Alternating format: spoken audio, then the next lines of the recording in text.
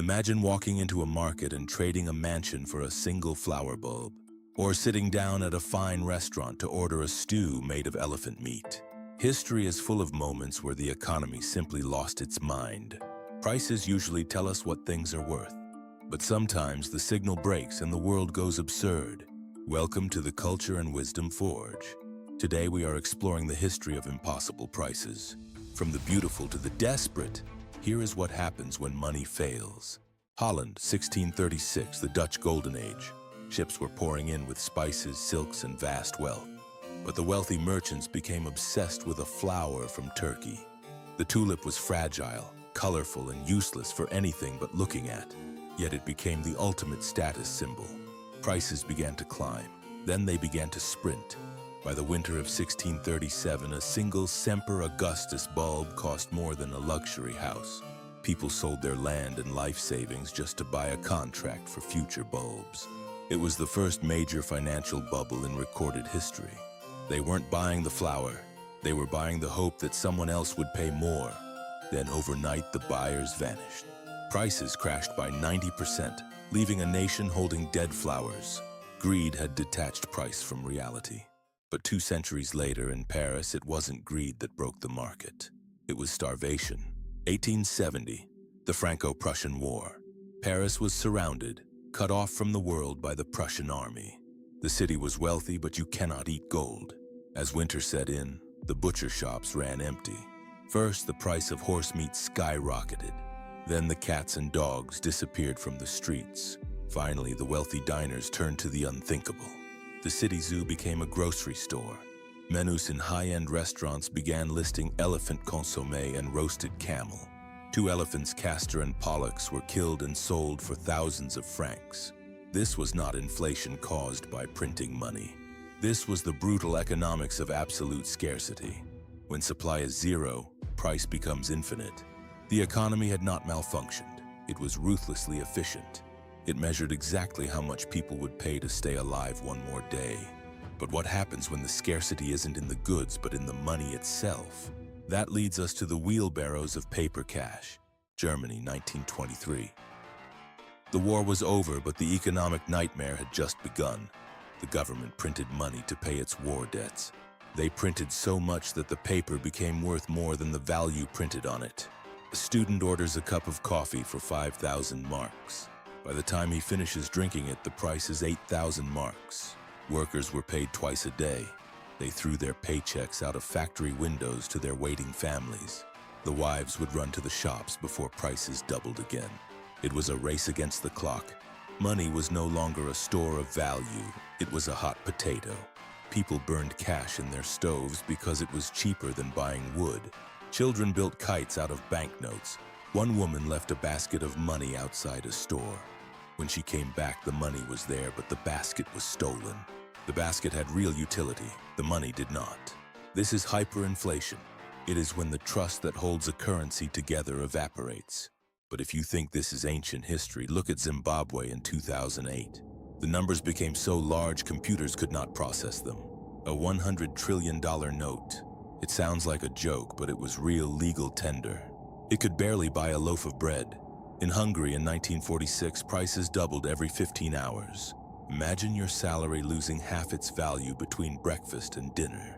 When money dies, society reverts to the primitive. People trade eggs for shoes or cigarettes for medicine. The sophisticated economy collapses into a yard sale. But sometimes the absurdity isn't that prices go up. It is that they go down to zero while people are still desperate. The Great Depression, 1930s America. People were starving in the cities. Yet in the countryside, farmers were drowning in food they couldn't sell. The price of corn had fallen so low it cost more to transport it than to sell it. So they burned the corn to keep warm.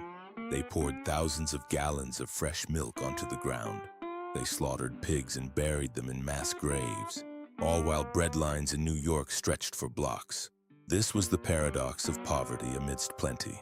The market mechanism had completely jammed. Supply was there, demand was there, but the price system, the invisible hand, was broken. It is a reminder that the economy is not a law of physics. It is a human system, and humans can panic. So what happens when the entire world panics at once? We saw a glimpse of that in 2020 when the price of oil turned negative. We often assume that financial madness is a disease of the uneducated.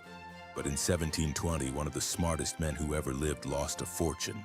Sir Isaac Newton, the man who defined gravity and calculus. The South Sea Company was the tech stock of the 18th century. It promised untold riches from trade with South America. The stock price began to climb and London went hysterical. Newton bought in early and made a handsome profit. He sold his shares, content with his earnings. But then he watched as his friends kept getting richer. The price kept going up. The FOMO, fear of missing out, was too strong. Defying his own logic, Newton bought back in at the very peak. Weeks later, the bubble burst. The stock collapsed and Newton lost 20,000 pounds. That is millions of dollars in today's money. He famously said, "I can calculate the motion of heavenly bodies, but not the madness of people." It proved that intelligence is no defense against the herd. 300 years later, the herd panicked again. But this time, it wasn't about buying too much. It was about the world stopping completely. April 20th, 2020. The global economy was in lockdown. Planes were grounded, highways were empty, factories were dark. But the oil wells kept pumping. Oil is not digital, you have to put it somewhere. The storage tanks in Cushing, Oklahoma were full. The supertankers at sea were full. Traders holding contracts for May delivery realized they had a problem. If they didn't sell the contract, they would have to physically take delivery of thousands of barrels of oil. But they had nowhere to put it. Desperation set in. The price of a barrel of West Texas Intermediate hit zero, and then it kept falling. For a few hours, the price of oil was negative $37. That means sellers were paying buyers $37 just to take the oil away. A commodity that wars have been fought over was suddenly a liability. It was cheaper to pay someone to take it than to store it. The algorithms malfunctioned. Charts couldn't display negative numbers. It was a glitch in reality. This is what happens when the physical world crashes into the financial world. Markets are usually efficient machines, but they are built on a fragile assumption. The assumption that tomorrow will look roughly like today. When that breaks, the rules of value dissolve. So what is a dollar actually worth? Is it worth a tulip, an elephant, or a barrel of unwanted oil? So we return to the question, what is anything actually worth? We like to believe that value is objective, that a dollar is a dollar, that a house is an asset, that a barrel of oil is wealth. But history teaches us a different lesson. Value is not a property of objects. It is a property of belief.